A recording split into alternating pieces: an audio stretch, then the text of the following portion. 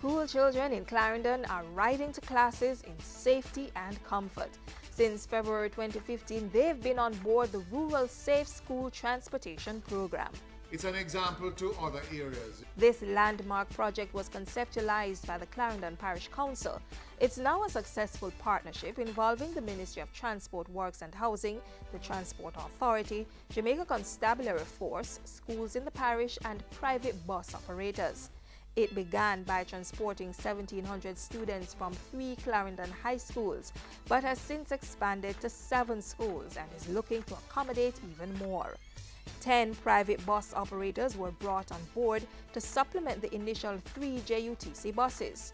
Those private bus operators had to sign a memorandum of understanding, agreeing to adhere to standards set out by the Transport Authority. It is a standard-driven program, and we do everything to ensure that the standards are maintained. Any operator that fails to maintain the standards will not be maintained in the program. Safe. The emphasis is on safe, and so the buses that are utilized in this program have to meet certain structural integrity criteria. They have to be safe, they have to be clean, they have to have safety gadgets attached to them.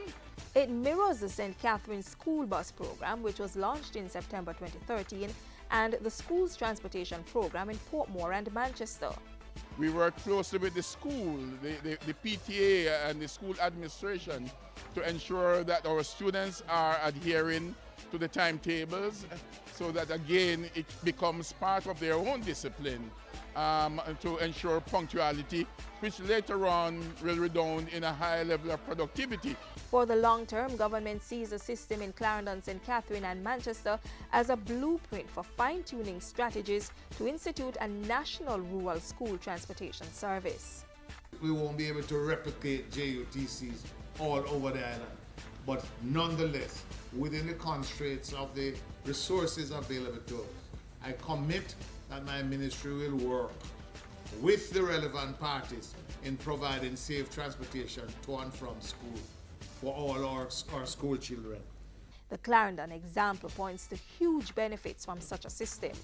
Arrival at school on time, improvement in punctuality at school, improvement in attendance. And what I mean by improvement in attendance? Because students are not benefiting from lower fare, traveling comfort, no more lapping up, restoration of discipline, again no lewd and loud music, no careless and reckless driving. Operators are more courteous. It's a breath of fresh air for us at Gavin Maceo because we were exposed initially to like the shuttle buses. But now that that does not exist anymore, we feel assured that our students will come ready for learning, settled. We normally arrive at school very late because of the shuttle buses. They didn't have any specific time to pick us up.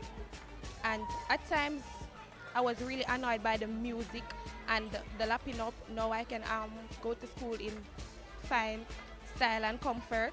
And also the students, they get to integrate. If I'm not able to study at home, I'm able to study in the bus on my way to school. Everybody want the AC, so everybody take the bus.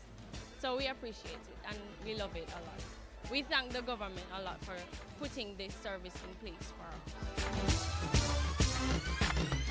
It's very important that we ensure that our children are safe all the time, but particularly on the way to and from school.